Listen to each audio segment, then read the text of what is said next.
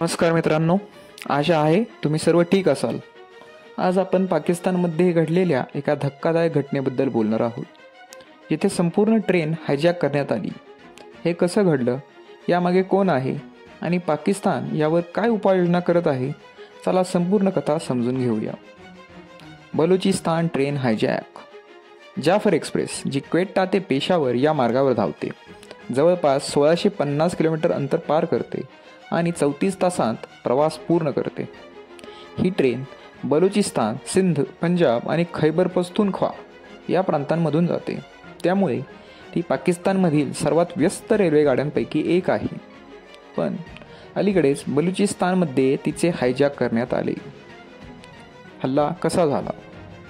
जेव्हा ट्रेन बलुचिस्तानच्या बोलान पासमधून जात होती, तेव्हा टनल नंबर 9च्या जवळ एक प्रचंड स्फोट झाला.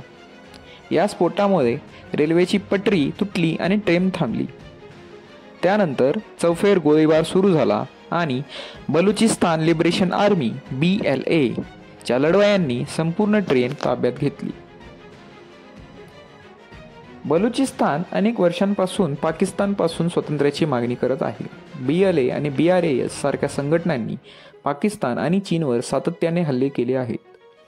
नोव्हेंबर 2023 मध्ये क्वेटा रेल्वे स्टेशनवर झालेल्या स्फोटात 30 जणांचा मृत्यू झाला होता.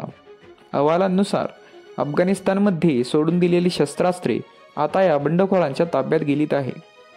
त्यामुळे त्यांची ताकद वाढली आहे. पाकिस्तानी सैन्याची प्रत्युत्तर कारवाई. प्रत्युत्तरादाखल पाकिस्तानी सैन्याने एअर स्ट्राईक केला आणि कमांडोज पाठवले.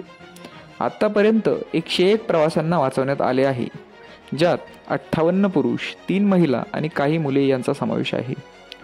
परंतु अहवालानुसार 3 पाकिस्तानी सैनिक मारले गेले आहेत. बलूच बंडखोरांचा दावा आहे की त्यांनी महिलांना आणि मुलांना सोडून दिले आहे, पण पाकिस्तान सरकार वेगळं सांगत आहे. मित्रांनो, ही घटना दाखवते की पाकिस्तानमधील अंतर्गत परिस्थिती किती बिघडलेली आहे. बलुचिस्तानमध्ये हिंसाचार सतत वाढत आहे. पाकिस्तान हे संकट हाताळू शकेल का? ही परिस्थिती आणखी गंभीर होईल.